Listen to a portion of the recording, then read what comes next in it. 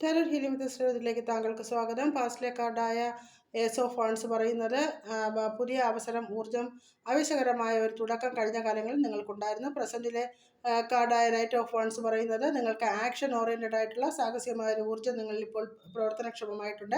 കാര്യങ്ങൾ വളരെ വേഗത്തിൽ മുന്നോട്ട് കൊണ്ടുപോകാൻ നിങ്ങൾക്ക് കഴിയുന്നുണ്ട്. കരിയർ ലവേഴ്സ് പറയുന്നത് പ്രധാനപ്പെട്ട ഒരു തീരുമാനം കൈക്കൊള്ളേണ്ടതായി വന്നേക്കാം. അത് പാർട്ട്ണർഷിപ്പുമായി ബന്ധപ്പെട്ടതാകാം, മാനസികമായി എടുക്കുന്നതോ ആയിരിക്കാം. ഫിനാൻഷ്യലി ഫോർ ഓഫ് പെൻറ്റക്കിൾസ് എല്ലാ കാര്യങ്ങൾക്ക് ധനവിനിമയം വളരെ സൂക്ഷിച്ച് കൈകാര്യം ചെയ്തതായി കാണുന്നു. ഭയം മൂലം ആവശ്യങ്ങൾക്ക് പോലും ചെലവഴിക്കാനുള്ള ഒരു മടി ഉണ്ടായേക്കാം. ബ്ലോക്കേജ് ആ പേജ് ഓഫ് ഫണ്ട്സ് പറയുന്നത് പുതിയ ആശയങ്ങളെ എക്സ്പ്ലോർ ചെയ്യാൻ റിസ്ക് എടുക്കുന്നതിൽ ഒരു തടസ്സം വന്നു ചേരാം. സംശയങ്ങൾ ഉണ്ടാവാനുള്ള സാധ്യത. ഇതിനെല്ലാം ഓവർകം ചെയ്യുക. ഗൈഡൻസ് ആയി സെവൻ ഓഫ് സോഴ്സ് പറയുന്നത് ശ്രദ്ധാപൂർവ്വം മുന്നോട്ട് നീങ്ങാനാണ്. എല്ലാവരെയും വിശ്വാസത്തിലെടുക്കേണ്ട സ്ട്രാറ്റജിയും ഡിസ്ക്രിയേഷനും ഉണ്ടാകാം. ഔട്ട്കം ആയിട്ട് വന്നിരിക്കുന്ന ഫോർ ഓഫ് സോഴ്സ് ആണ്. വിശ്രമം, ഹീലിംഗ്, മെൻ്റൽ ക്ലാരിറ്റി ഇവ നിങ്ങൾക്ക് ഉണ്ടായേക്കാം. ഡിസിഷനുകൾ ഹറി ചെയ്യാതെ ഒരു ഇടവേള എടുത്ത് എനർജി റീചാർജ് ചെയ്യുക. ഏവർക്കും ഒരു ശുഭദിനം. നന്ദി, നമസ്കാരം.